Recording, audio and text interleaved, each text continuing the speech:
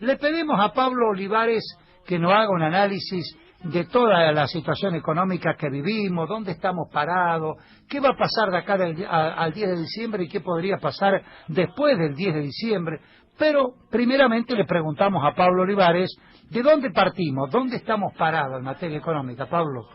Hola Darío. Bueno, respecto a tu pregunta, hay que tener primero presente el punto donde estamos partiendo, que es una situación extremadamente crítica y de tremendo desequilibrio de tres grandes sectores de toda macroeconomía: el sector público, el sector externo y el sector monetario. La convivencia de ese triple desequilibrio muy pronunciado, que inclusive por tratarse de este año electoral, donde el gobierno no se abocó a solucionarlo, sino que pospuso la situación, hoy está en una situación mucho más delicada y de soluciones mucho más fuertes en términos de la potencia de los efectos colaterales del remedio.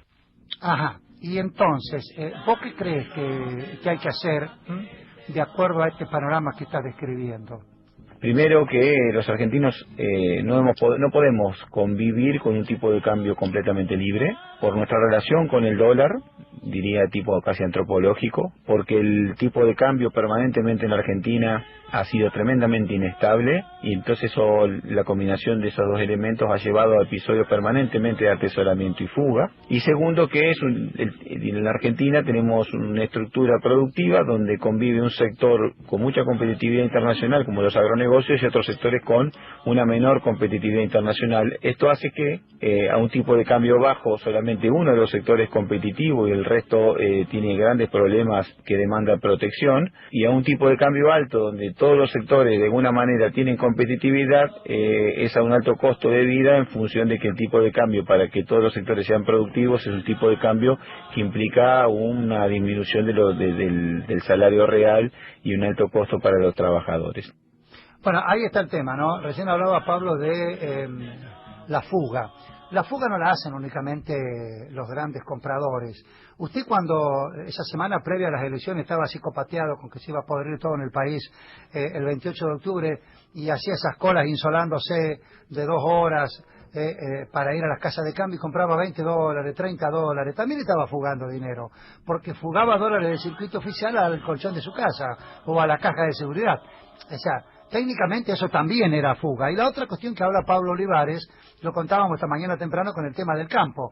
Mientras a los que venden soja o producen soja, trigo, o carne, lo que exporta después se cobra en dólares, decía una productora, Andrea Pacerini, lechera de Carlos Casares, la vaca come dólares y produce leche que la cobramos nosotros en pesos. Ahí está la diferencia. Pero bueno, sigamos escuchando a Pablo Olivares. Todo este mito de las famosas inversiones externas. Pablo, ¿sirven las inversiones externas? Es que tenemos que entender que cada vez que hemos apostado a que la inversión externa sea la que movilice la inversión y una recuperación económica, todo lo que ha llegado de financiamiento externo ha ido permanentemente a través del ducto de la fuga de capitales. Por lo tanto, creo que deberíamos posponer por bastante tiempo la idea o el temor de que, al estar aislado del mundo desde el punto de vista del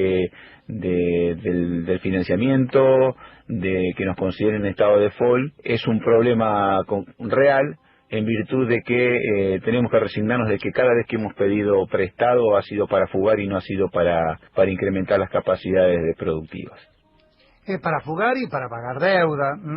Es verdad, lo que hay que hacer es incentivar a nuestros empresarios locales, a nuestros sectores productivos, para que los dólares genuinos, más allá de que puedan o no venir con la inversión externa, vengan también a través de nuestras exportaciones. Bueno, el cepo, estamos con cepo, el gobierno lo endurece al cepo, ¿y qué crees vos, Pablo, que hay que hacer con este tema del cepo?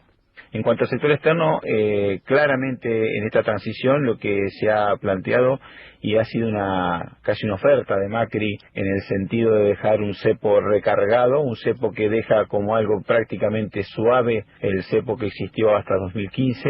Es un cepo de autoridad de Macri, con lo cual le da la tranquilidad a Alberto Fernández de que no se va a transformar en un elemento que es su principal oposición, que ahora va a ser más más concentrada a lo que fuese en 2015, que era muy atomizada. Ahora va a haber una oposición concentrada alrededor de la fuerza de Cambiemos, con lo cual este nuevo cepo recargado al ser de autoridad de Macri no puede ser nunca un motivo de agenda que use la oposición en el futuro, por lo tanto no tiene ni un apuro Alberto Fernández para desactivarlo. Y sí, claro, esto es como el aumento de las naftas, ¿no? Decir, ¿por qué le hace aumentar Macri, no Alberto Fernández, que se embrome? Bueno, el congelamiento era hasta el 13 de noviembre. Entonces, las petroleras están pidiendo un 20% del aumento, 20, 22, para que no sea de shock. Se empezó a gradualizar, o a graduar, mejor dicho.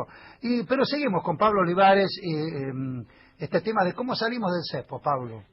La salida de esa situación de cepo tan fuerte pueden ser vía liberación del tipo de cambio, y que mediante depreciación busque un tipo de cambio en el cual no haya exceso de demanda. Pero esta alternativa lo que implica es una devaluación muy fuerte, y una devaluación que es un cachetazo a toda la sociedad, es decir, un golpe muy fuerte para todos en términos de caída de actividad económica y una disparada automática de la inflación muy fuerte, que tiene que ver con la situación de pobreza y los salarios de los sectores más vulnerables por un lado, y la actividad económica. Una devaluación tendría un efecto fuertemente recesivo y de incremento de los precios. Perfecto, devaluación. ¿Y hay otra manera de salir del cepo, Pablo?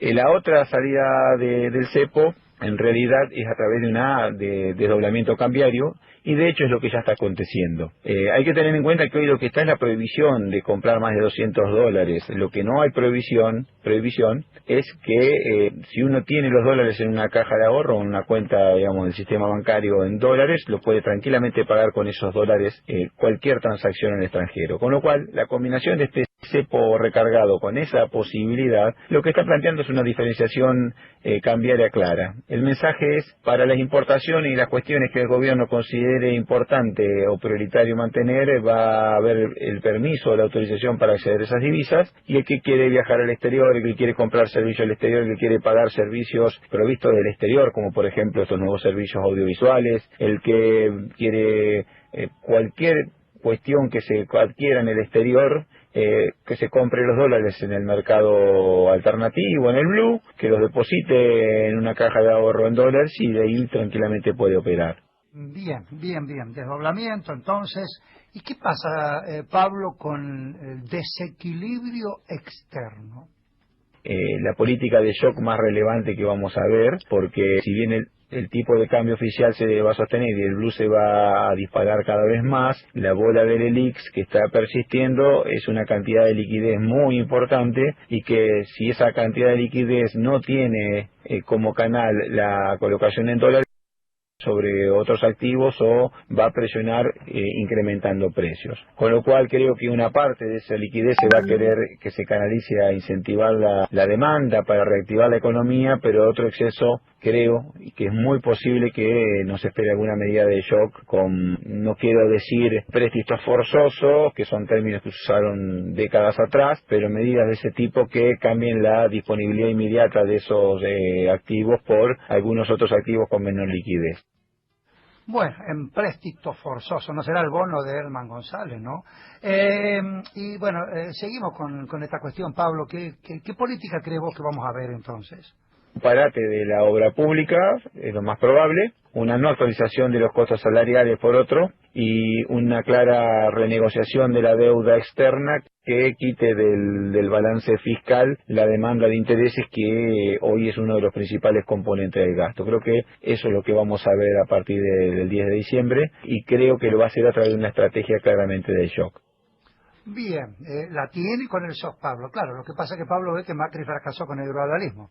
Entonces Alberto Fernández tiene que aprovechar el envión inicial, porque lo que no hace al principio, después ya te toman el tiempo y se te complica.